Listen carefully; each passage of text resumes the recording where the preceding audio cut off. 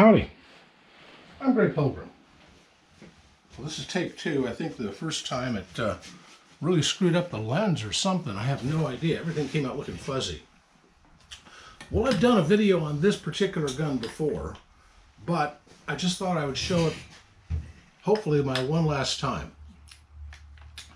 This started life as a Martini Henry. Martini Henry was the workhorse of the British Empire in the 19th century. It was their first contained cartridge. It was black powder, but it was a contained cartridge rifle. Before this, they used the Enfields that were front stuffers and not so good. But anyway, this particular one is a Mark IV, and you can tell that by this little lever thingy here. Small ones on Mark IVs, earlier they were much larger. Now what this is when it's in the uncocked and everything's just ready, just sitting there position, it looks like that. When you cock it, what you do by pulling this lever down, you'll notice that it goes to the rear. That's sort of a cocked indicator. It's a single shot. You open it up and drop in one round of, was it 5.77-450. If you ever watched the movie Zulu or the movie Zulu Dawn, or I think the movie The Man Who Would Be King, they showed off this particular rifle.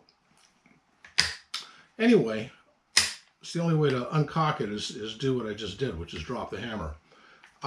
This particular one was reworked as a shotgun. They put a shotgun barrel on it with a rib on it and a bead on the end, and put on these beautiful wood stock. Notice the stock on this thing. It is just absolutely jaw-drop gorgeous. One problem with it, though, it's left-handed. I'm right-handed. I tried shooting this once and I cut my cheek on this sharp comb. If you were left-handed, though, this would be perfect. You know, if you're, I mean, for me, the stock is just a little too short. Somebody who's a little shorter than me might do a little better, or I don't know, didn't have gorilla arms like mine. But this thing is just beautiful. I always wanted a Martini Henry, and this came up. Well, the tale of this was a lady who's a friend of mine.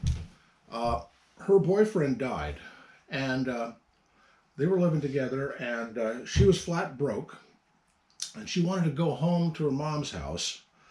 And she was selling off everything she owned and everything he owned to get rid of stuff so that she could pack up and go. Well, this was his, and obviously he was a southpaw. I bought it from her, and it's been in my possession for many, many years now. But it's just a beautiful, beautiful thing. And if it was only right-handed, I would keep it forever and ever, because I think it's just beautiful. But it's a southpaw gun. It's left-handed. Well, I know a fellow, or I know of a fellow actually, who's left-handed, who's really looking for a good single-shot shotgun. Well, this thing is not really a shotgun. It's a Martini Henry Action. The Action itself was built in 1888 or thereabouts, and it's just like a British one. The only thing is they put this new barrel and the furniture on it, the stock, and it's whatever gunsmith did this, he did an absolutely excellent job. But it's a, you know, I'll never shoot it again because that really hurt when I did it.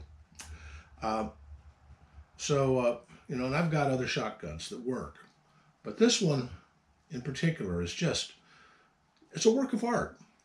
And it ought to be in the possession of somebody who can really appreciate it and take it out and you know, do some skeet shooting or go duck hunting or something with it. I don't know, something like that. You know, that's what a good quality shotgun is designed for, and that's a good quality shotgun. Anyway, hopefully this weekend he's going to come over and take one last look at it, and and maybe it'll go home with him, and then I'll never have it again. And I'm still in the market then for a Martini Henry, an original. But c'est la vie, you know. It'll at least hopefully go to a good home. And I'll miss it, but I won't miss it that much. Not that much. Anyway, just thought I'd show it off one last time. Happy trails.